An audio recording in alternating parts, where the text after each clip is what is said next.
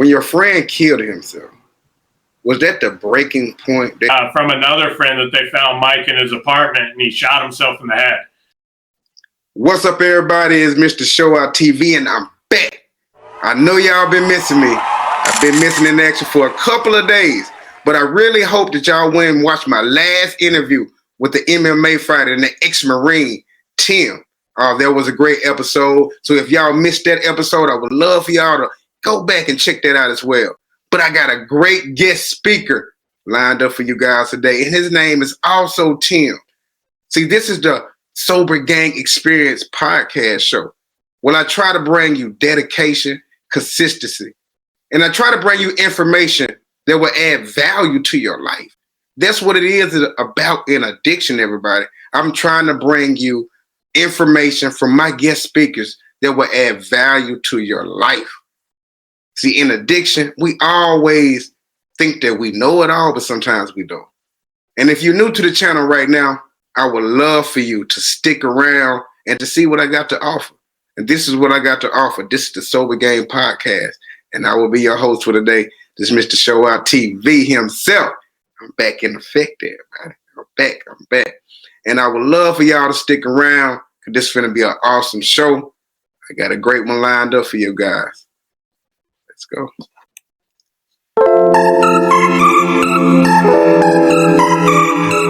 At a late age in my life,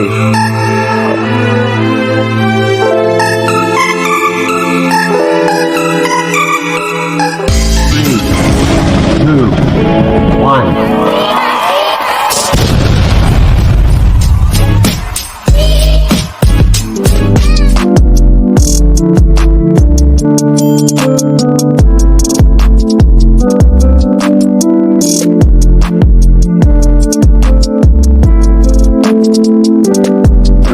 Through the sober house. I'm like, drive me around. I'll pay you.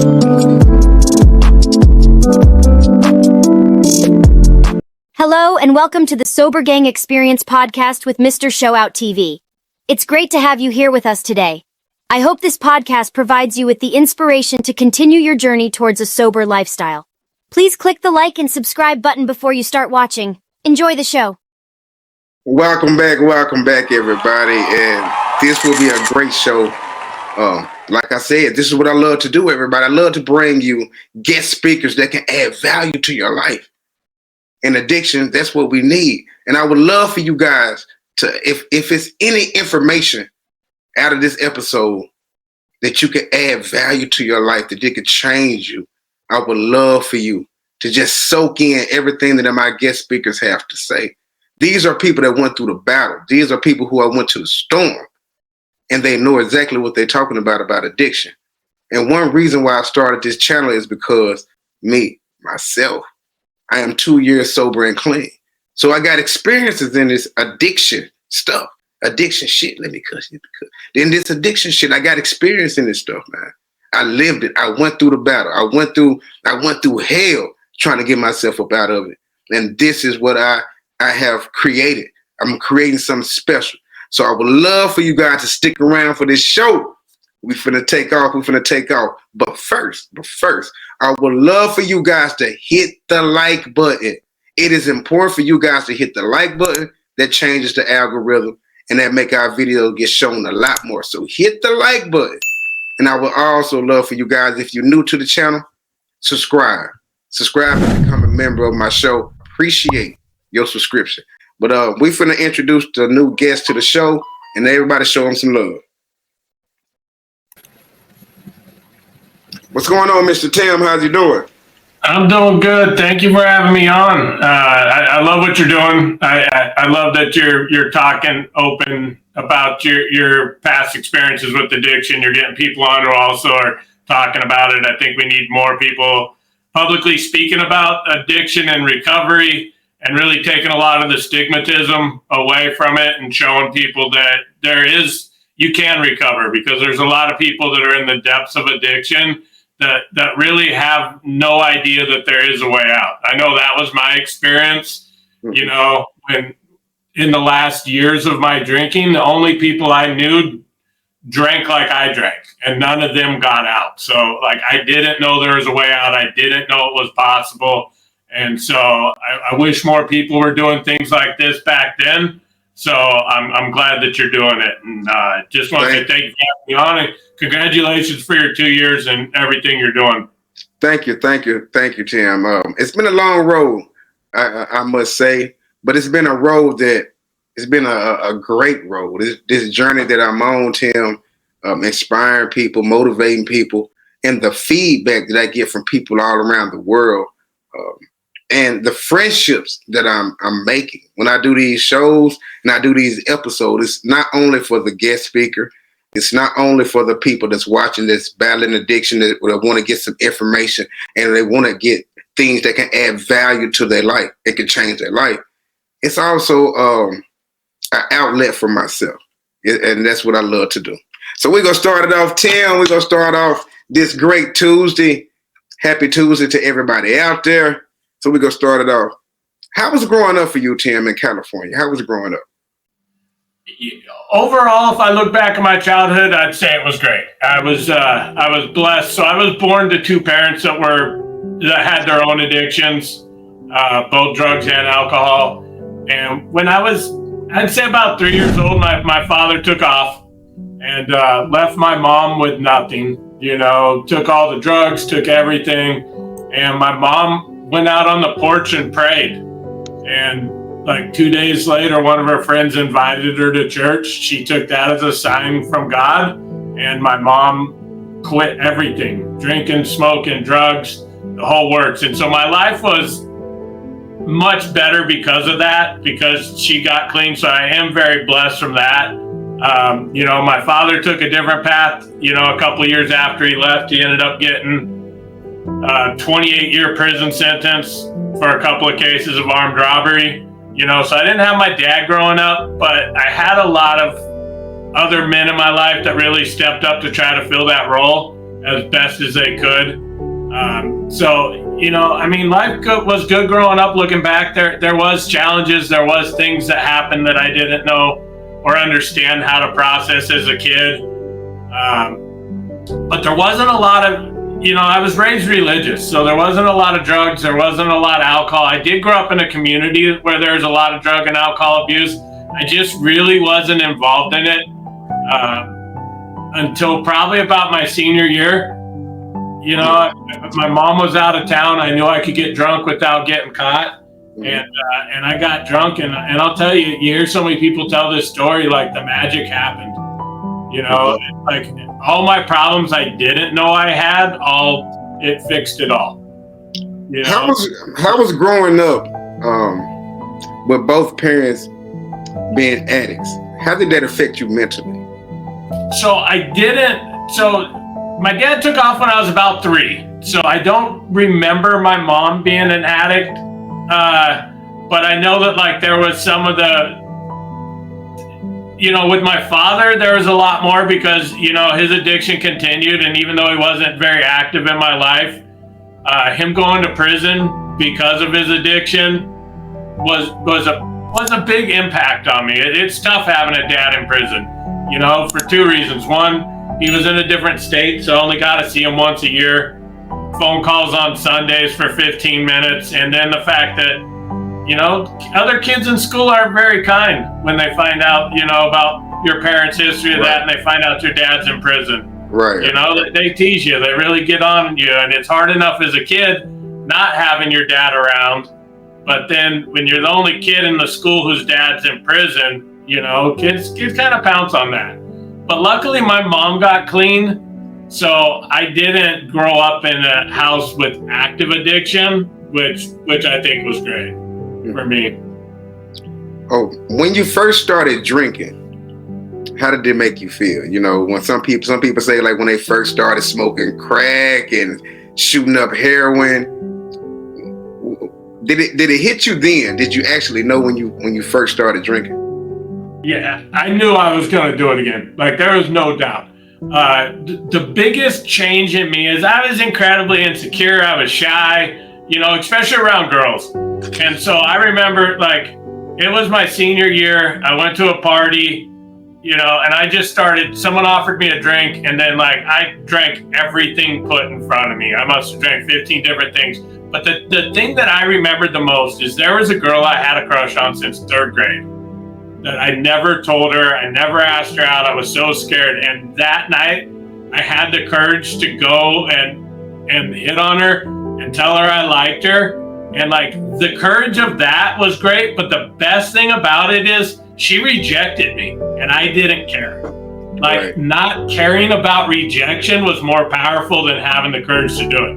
Now that Yeah. night did not end well. Like, I mean, I ended up puking everywhere. I ended up embarrassing myself. So like the next morning I woke up with all the regrets, but the positive of the drinking and what it gave from me at that point completely outweighed the regret. So like I woke up the next morning, I felt horrible. I felt embarrassed, but like in the back of my head, I'm like, when can I do this again? Like, Right. I knew I was going to drink again. Did you feel any pressure being raised as a Mormon? Was there any pressure?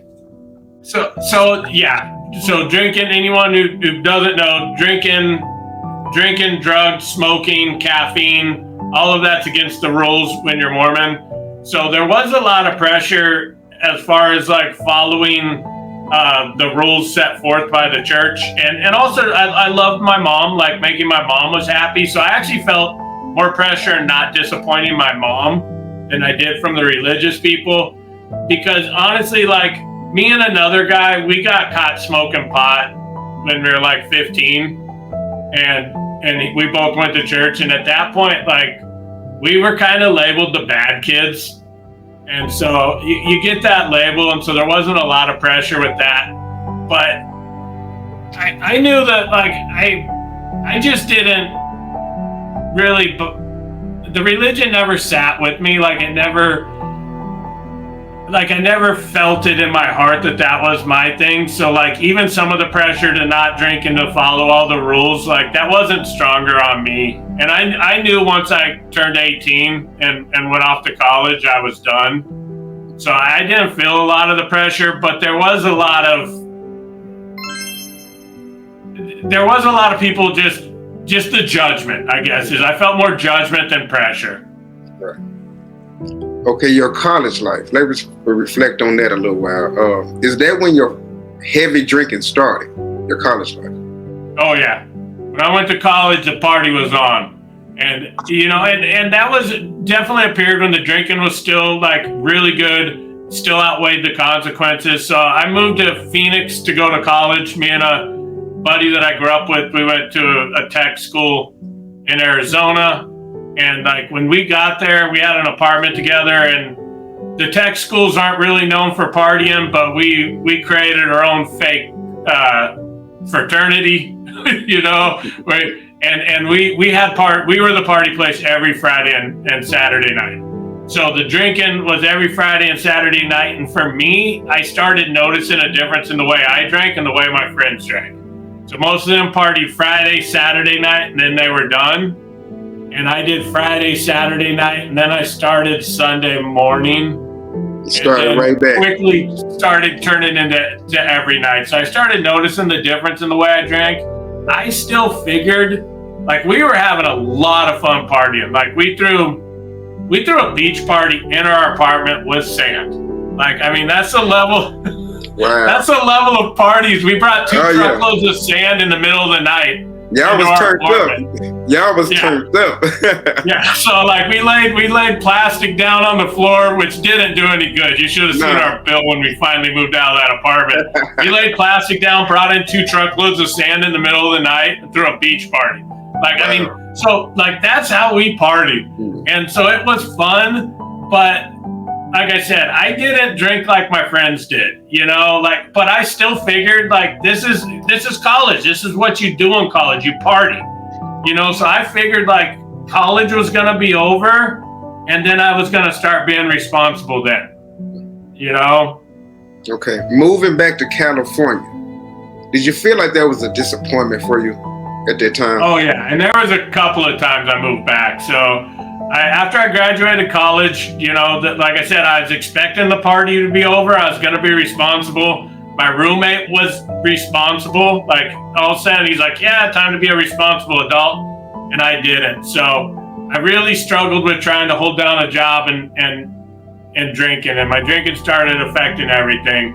You know, I got vehicles repoed, I got evicted from apartments, I just couldn't pay the bills or anything.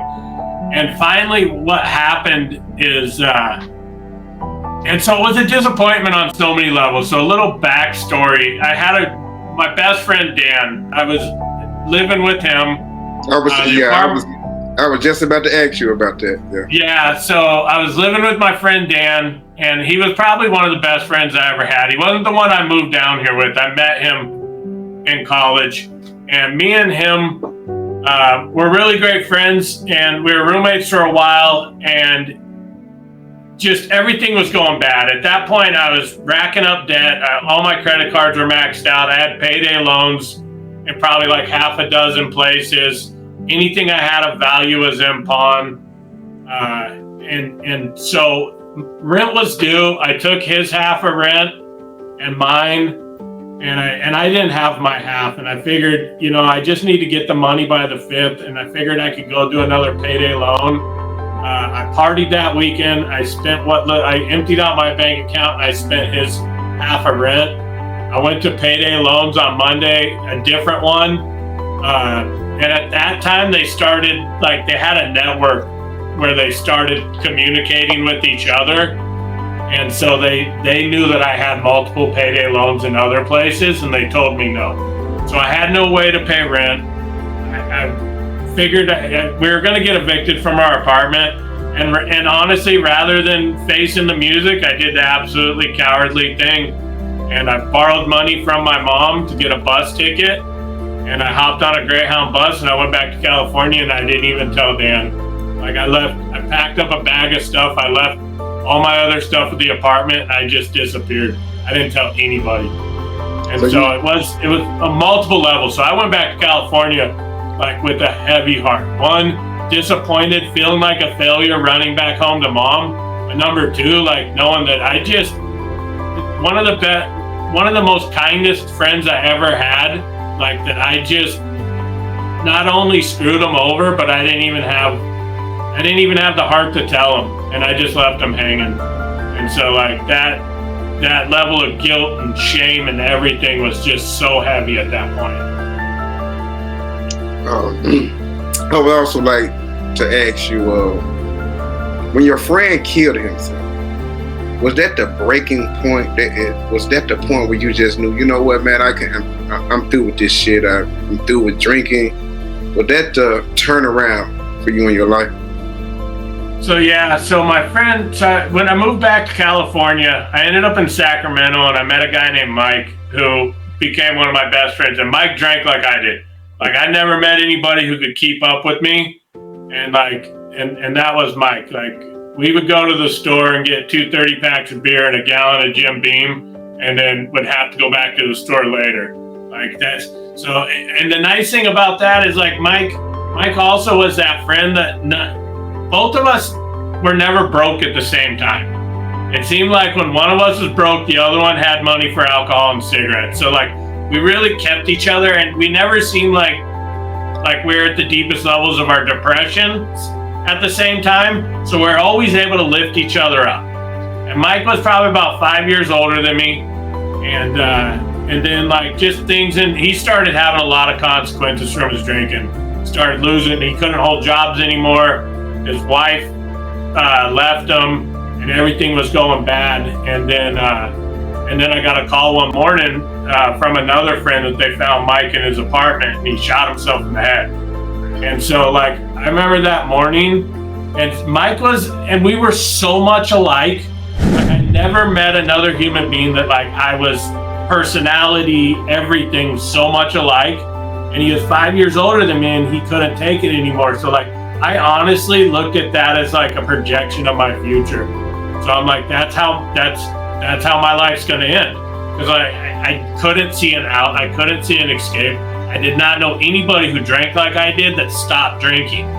You know, so, like, I just honestly at that point, I just kind of gave up, and I just realized that, like, this is my existence. I'm gonna drink myself to death. There's a good chance that if that doesn't happen, that I'll probably end up killing myself like my friend Mike. And, like, and that set off the last 3 years of my drinking, which were the most pathetic and painful 3 years of my life by far. Yeah, because I know those tragic events like that, man, that's an eye opener for you. Did you seek any professional help with the tragedies and you're going through that with your friend? Did you seek any professional help for that?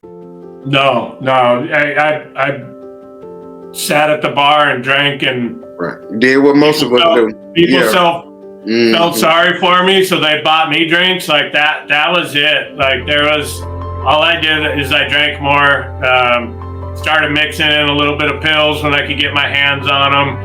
You know, at that time there was no professional help. Since I've gotten sober, absolutely. Like I'm a huge advocate for therapy and how much it's helped me. But at that time, no, it was just, I don't think I was even capable at that point. Like if you saw me at that, like I couldn't have been more of an unfunctional alcoholic.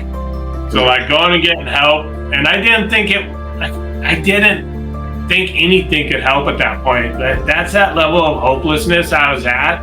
Like there was no hope. So like, why would I go to a therapist? They're not gonna be able to help me. Like I'm doomed. Like I got stuck in that mindset that like I'm cursed, or and all the different things you start believing about yourself. Mm-hmm.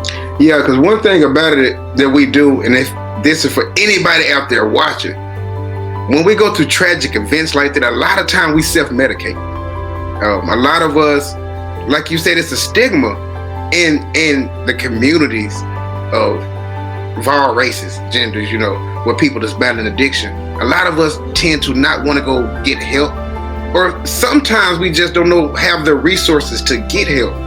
So what we do in return, we self-medicate, and we find ourselves in a deeper spiral. We find ourselves, like you said, people playing a pity party for you. Everybody giving you stuff, and that can be a trigger too as well. So I'm glad that you really got up out of there the best way you could. Do you have any coping mechanisms that help you battle with the tragedies and events that took place? What's your coping mechanism or activities that you have to help you cope with your staying sober? So the one thing I try to remind myself of is don't make a permanent decision based on a temporary feeling. Because when you're going through something, like the way you feel naturally, like I think, oh my God, I'm gonna feel this way forever. Like my mind is so dramatic. Like it is, like sometimes I listen to my brain and I'm like, you're such a drama queen, brain. But it's like, oh, like I can feel great for a month, have one bad day where I wake up feeling down and I'm like, oh my God, I'm gonna be depressed forever. That's what my brain will tell me. So one is just reminding me of that. Number two, writing. I mean, writing, talking to someone, whatever method you can use to get your thoughts out of your head. Because like up here, it is a horrible playground up here. Because it'll like, and as soon as you start taking things out and writing it on paper, or talking to a friend, or even like when I get stuck feeling sorry for myself, or or if I'm making excuses. This is a big one. Like if you're about to do something, like if you're about to relapse, or you're about to do something you shouldn't do, one of the methods I do is I take out my cell phone, there's it on camera. Take out my cell phone, I open up the voice recorder app, and then I talk my excuses out loud into the app, and then I stop it, and then I play them back to me. And you'd be amazed hearing your own voice repeating the stuff that's stuck in your head played back to you, what a different perspective you'll get. As far as dealing with tragedies, like talking to people, it's huge. Like I said, I'm a huge advocate for therapy. I've lost way too many friends since I've gotten sober. And it's really learning how to talk to it and realizing that, life is fragile, and accepting the fact that I can't save everybody, as much as I'd love to, and accepting the fact that, everybody's got to be on their own journey, and I got to stay on mine. What are your thoughts about mental health? I think that mental health and a better understanding of mental health is, in my opinion, is actually the cure for addiction. I think for so long we've been stuck on the substance, like making the substance the villain in addiction. And you know, I grew up in the 80s, and that was the whole Just Say No campaign. And I mean, that was the whole thing they taught you. You smoke crack once, like you're doomed for life. You know, like you get hooked by the drug and you'll never be able to get out. And most of the people that I've helped since I've gotten sober, like, and they've even done estimates of like up to 90% of people who deal with serious addiction had some sort of childhood trauma. So if you look at like why you drink, if you get down to the core, a lot of times it's like either trying to stuff down feelings or not knowing how to process emotions. I mean, look at when people relapse. They're like, oh, everything got too overwhelming. And so I just drank, or I just used, or you know, something bad happened in my life, you know, an ex broke up with me and I just couldn't take it anymore. So I just drank. And so if you really get down to the core and not the event, like most of the time we drink because like we're either trying to stuff down emotions or we don't know how to help process emotions in a healthy way. Because you're gonna be anxious, you're gonna be depressed. Those are natural things built into us, like that's in our body that we can't avoid, you know. So it's learning how to deal with it in a healthier way. And I've found that like with my recovery, it took the biggest jump, like I would say the biggest improvement in my recovery when I focused heavily on mental health, you know. And luckily, you know, I got a job, I got health insurance, I took advantage of it. I started going to a therapist every week and I haven't stopped. Like I still see my therapist every week. And once I started healing those deeper wounds, you know, whether they're from childhood or whether it's the guilt and the shame that I racked up while I was out actively drinking and doing people wrong, you know, all of that needed to be dealt with. And once I dealt with those, like the desire to drink just disappeared and has never returned. Like I haven't had a desire to drink in over 5 years. That's absolutely wonderful. Yeah, let's get to your stint about going to rehab. I would love to talk about that. When did you really just take going to rehab seriously? So a lot of people ask me what my rock bottom is, and the funny thing about rock bottom is like I'm a blackout drunk. I sent my mom a text during a blackout. So like at that period of my life, I'd been drinking 24/7 for 3 years straight. I couldn't hold down a real job.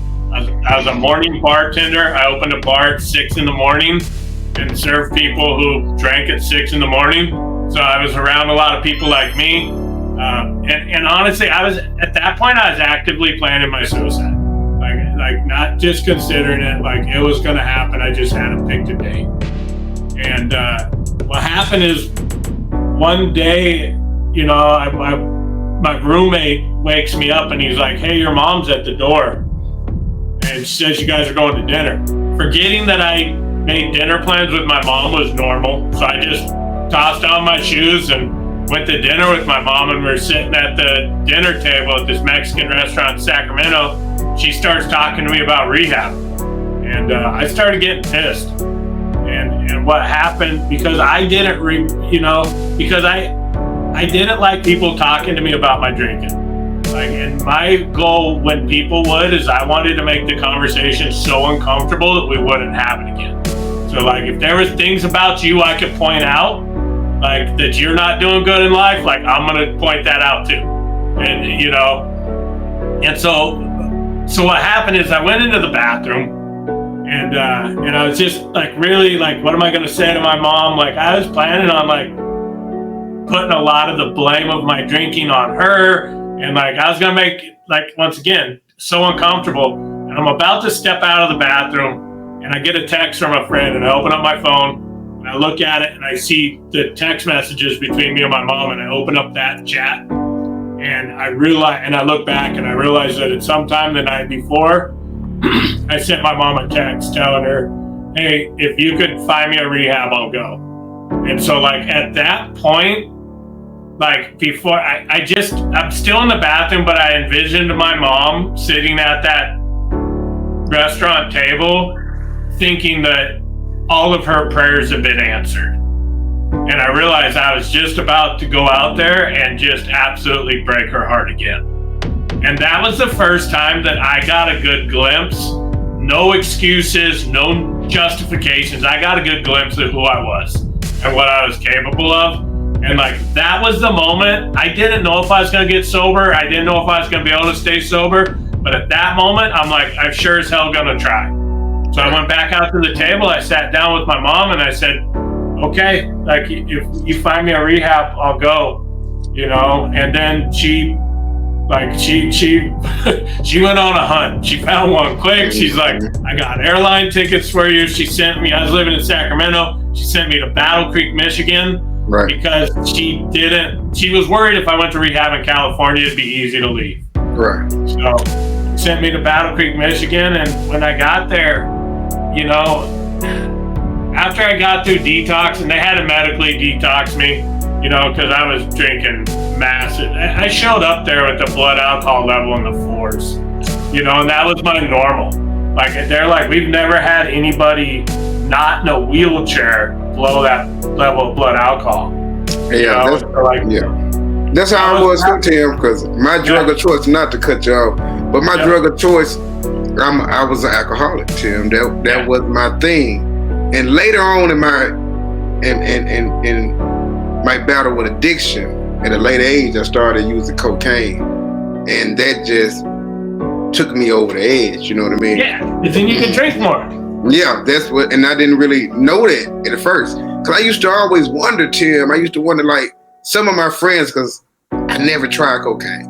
I'm 39 right now, and I was doing cocaine like a few years ago. So I used to always wonder, how did some of my friends was able to stay up? Cause I was one of those type of drunks that I would drink. I wasn't no angry drunk. I would drink and probably pass out. I'll tell my friends, y'all, hey, y'all take me home. It's time for me to go. If I'm at a club, I'm leaving the club early. If we are out to eat, I'm going home. And then I turned into a person that was up all night. So I finally, it hit me. I'm like, so that's how some of my friends was able to stay up and drink longer than me, because they wasn't telling me that, because I wasn't into doing coke or nothing of that. I wasn't into that. So they wasn't letting me know what they was doing because I wasn't doing it. And I got to figuring it out. I like, that's how they was able to stay up. Because once I started doing the cocaine, I was able to drink up all night. You know, it keep you up. So I was able to drink a lot more. I never turned down cocaine either. Like, I never sneaked it out, but like, if someone wanted to bring it to the party, I'm like, all right, I'm partying all night now. You know, so yeah. And I only did drugs that would make drinking better. You know, that was my thing. Yeah. Like, if it can intensify it, or it can make me be able to drink longer and more, I was down. So that's how I was too, man. I'm telling you, man, that drinking will kick your ass sometime. And when you mixing it with other stuff, woo, Tim, I'm letting you know. What support system do you have in place to help you stay on the right track? Yeah, so when I first got out of rehab, I went to AA, and I did AA for about 5 years. Real, like, I was hardcore AA.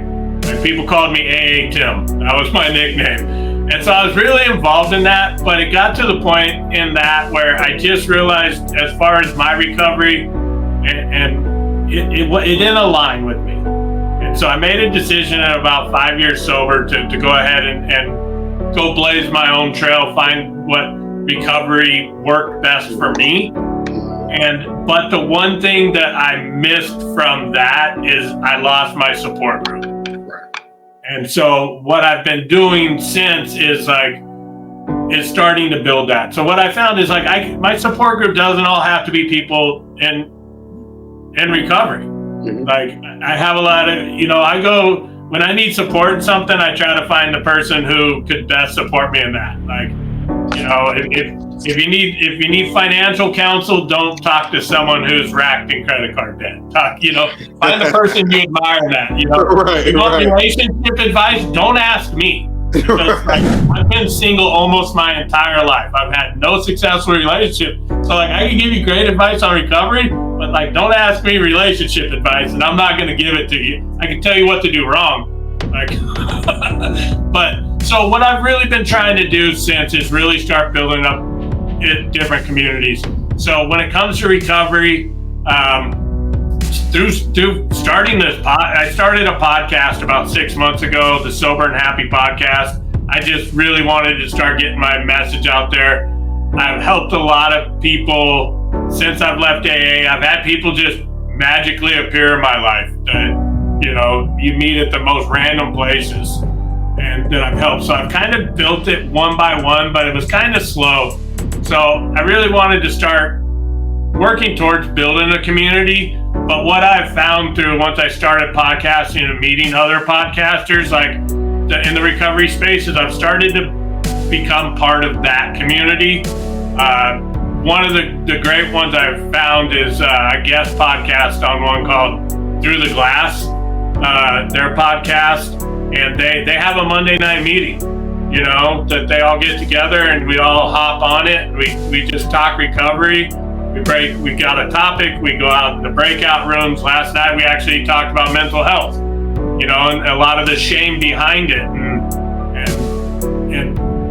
why people in recovery a lot of times have trouble seeking out professional help for their mental health problems, and then we help anybody that's struggling, and I'm part of that group, and I got other friends. So it's really just about finding your community, and a lot of people I know struggle with this because they don't know a lot of people who are sober. And if you can't find your community, go build it. Right. And there's some people that just started a thing here in Phoenix where they're organizing sober nights out, and they started it because they couldn't find sober activities. So they're like, well, we're just going to create them. So that's it. If you can't find your community, you can't find your support group.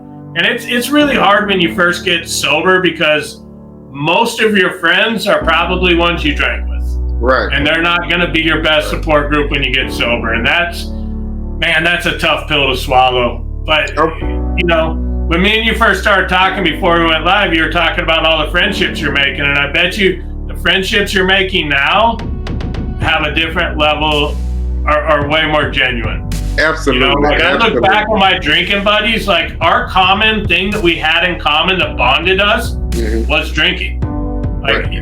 Take the drinking away, and I realized I didn't have a lot in common with a lot of those people. Right. So it really is about just finding people who are on the same path to you, people that are going to push you. I look for people who are going to push me. In my situation, I used to be the one that pretty much had the boatload of the money around the individuals I was around.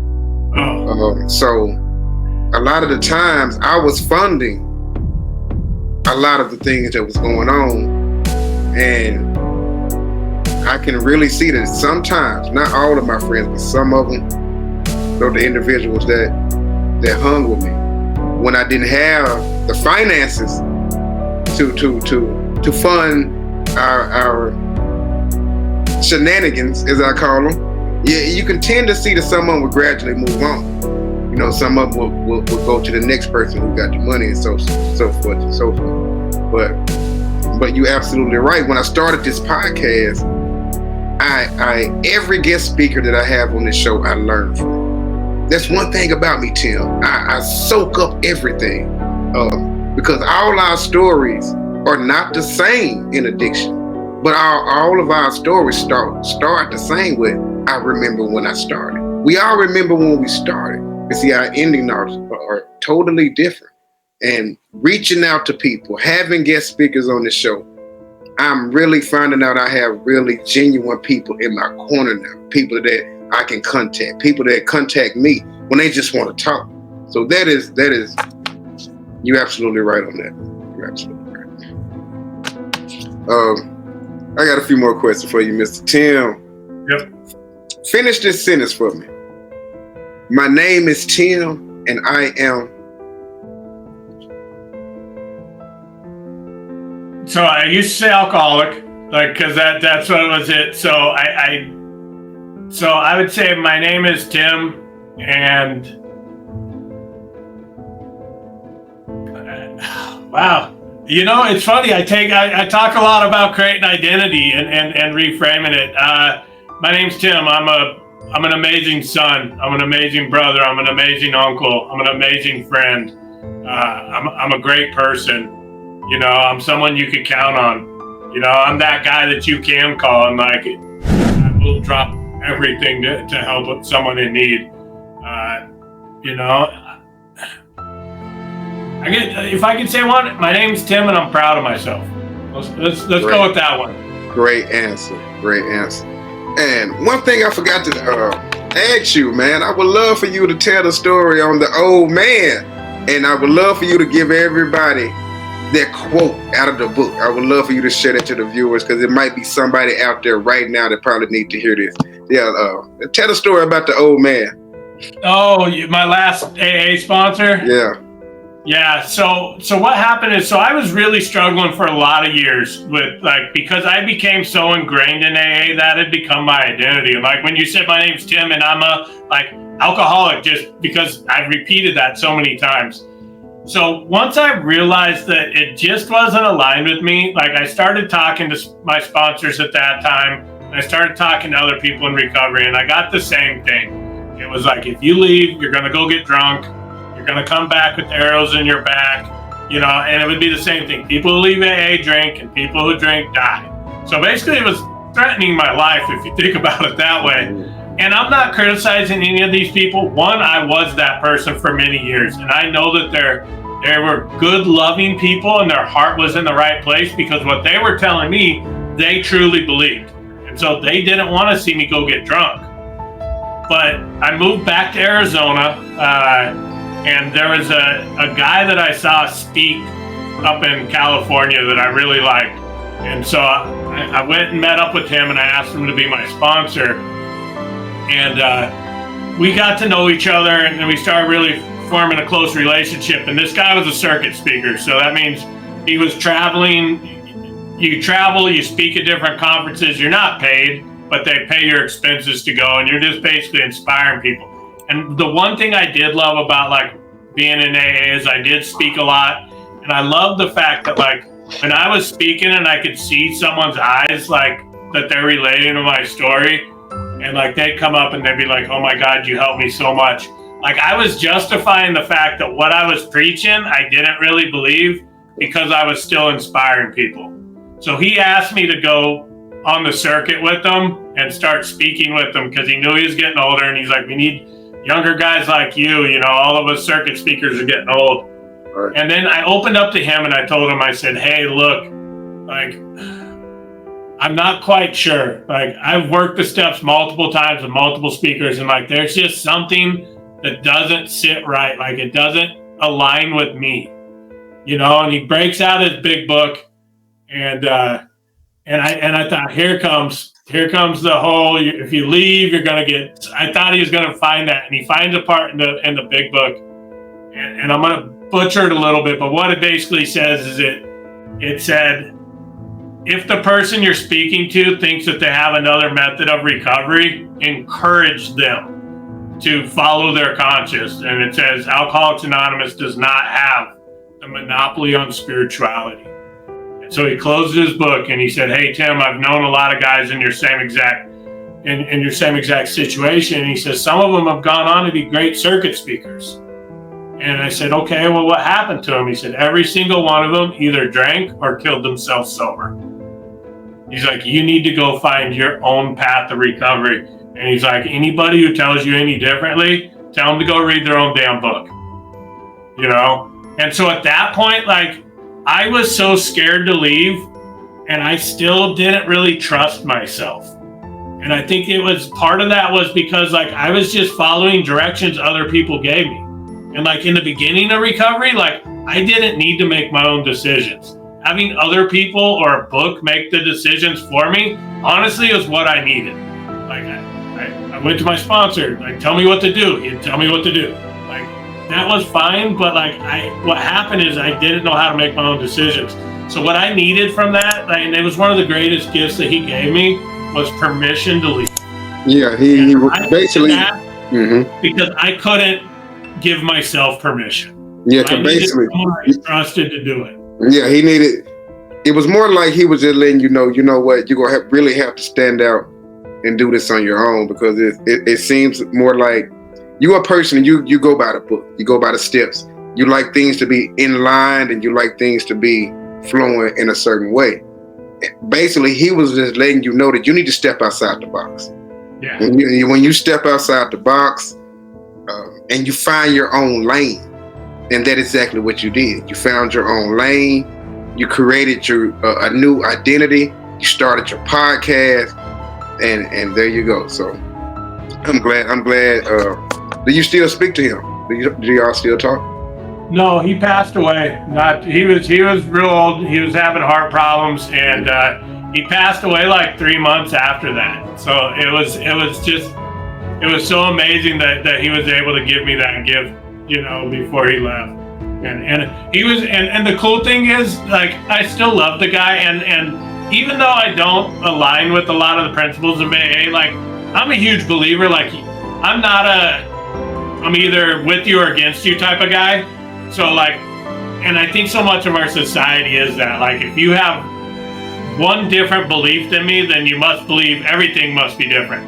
So I could, even though, like, there's still a lot of great things I got out of the teachings of Alcoholics Anonymous that I could relate with.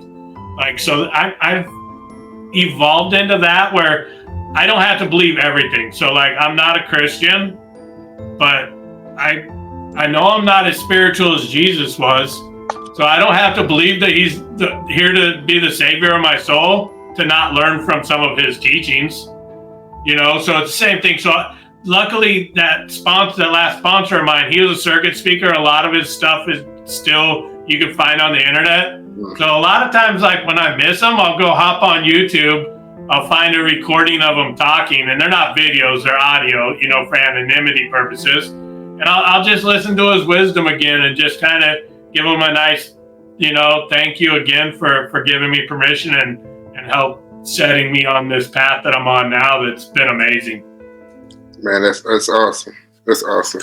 I got a few more questions for you, Tim, before I let you out. Finish this sentence for me, Tim. Today, I will not compromise. Awesome, master. Won't compromise or settle. And that's my daily goal. Awesome, master. What goals or aspirations do you see yourself accomplishing in your recovery? So I would love to build a community for people looking for a community right now, because I think we're through COVID and all that. I think one of the reasons why addiction like shot through the roof is people lost community, and I think a lot of loneliness breeds and feeds addiction. So I'd like to build a community for people. I'd like to be a huge advocate for recovery. I speak openly about it, and I speak openly about mental health.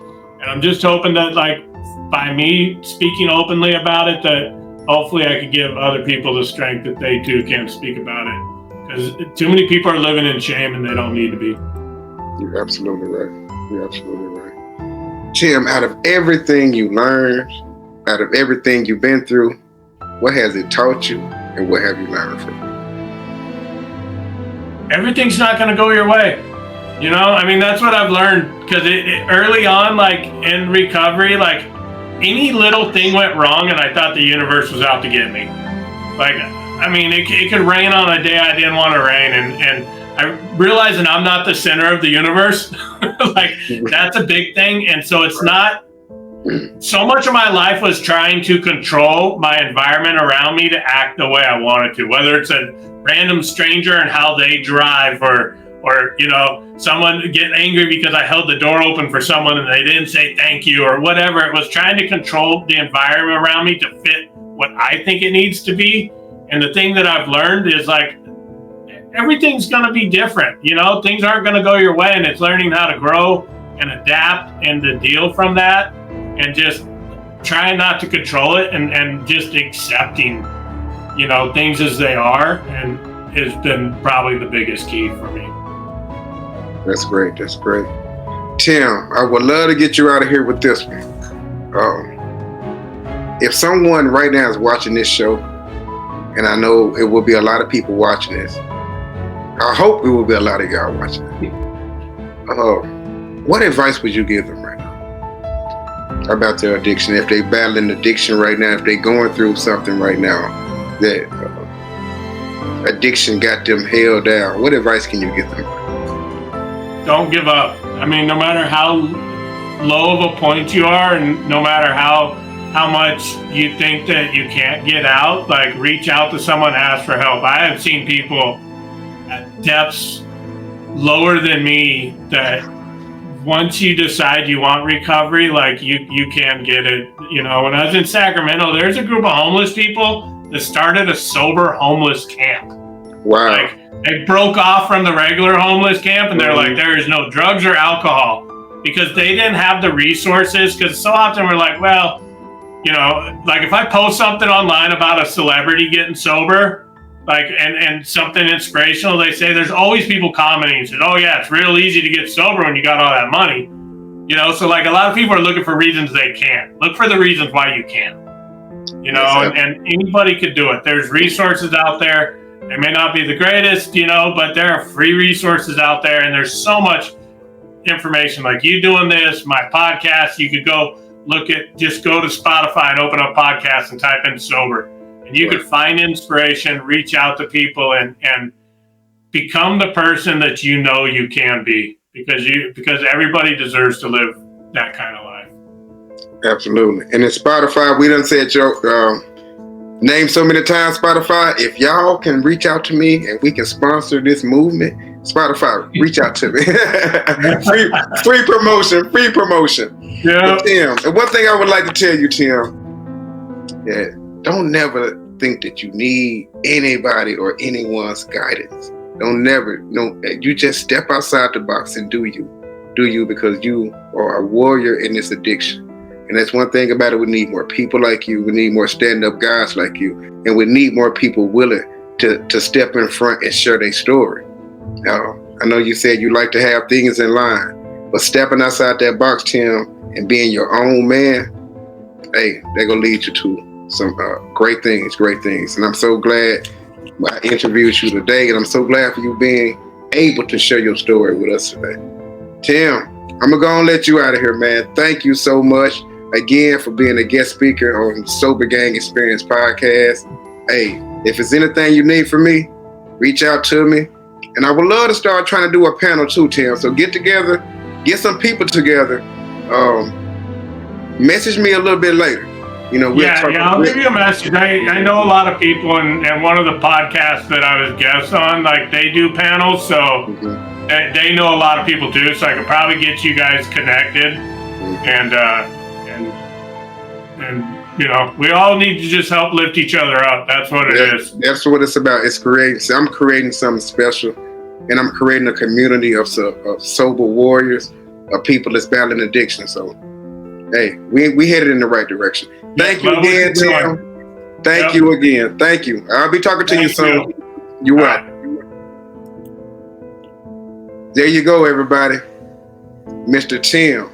It seems like he is very standoffish, a very quiet guy.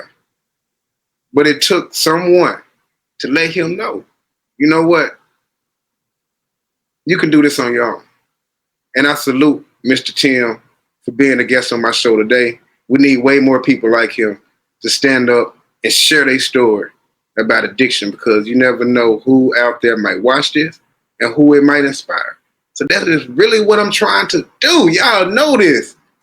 We do this every other weekend. I try to be consistent with y'all.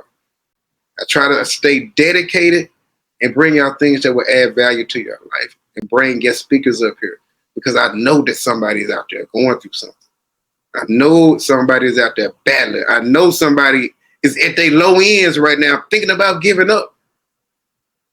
So if you took any information out of this episode today, please share that information. What's the use of holding in something and you won't share? That's what I'm doing. And I hope y'all enjoyed this episode today. I know I sure did. Salute again to Mr. Tim. And I hope if I have any new people in the building today, I hope y'all subscribe to this channel. Y'all see my movement. Y'all see what I stand for. And I stand on my word. Once again, if you would love to be a guest speaker, I will have my email in the description box. And I will also love y'all to share this right after this and go watch some of my other episodes. I got some great episodes with great speakers, man, that would add value to your life. That's what we're doing. That's what I stand on. It's Mr. Show Out TV. I'll see y'all next time. Yeah. Welcome to Mr. Show Out TV Recovery and Addiction YouTube channel, where we hope to inspire those battling addiction. Please subscribe and like the channel. Make sure you click the notification bell to get notified whenever we broadcast. Thank you and enjoy the show. To support the channel, you can send donations to Cash App $Mr. Show Out TV. So please don't wait, subscribe now. Together we can help and give inspiration to millions of people.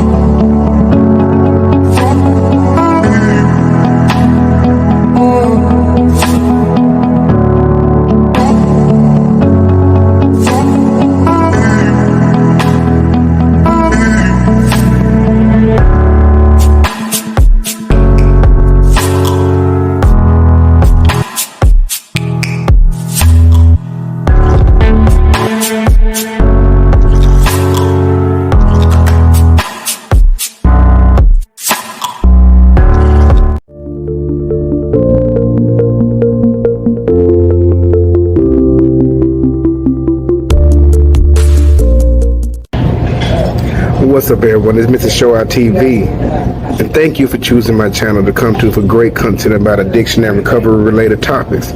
Let's continue to inspire those in addiction. Let's continue to make a difference. Let's continue to subscribe, everyone. Continue to subscribe. Continue to hit them like button. Let's get these likes up, and continue also remind yourself to hit the notification bell, so when anytime I go live, you will be notified. Let's continue to inspire those in addiction. Thank you so much for choosing my platform to come to for great content. Continue to watch my videos and continue to share the message with the Show Out TV. Yeah.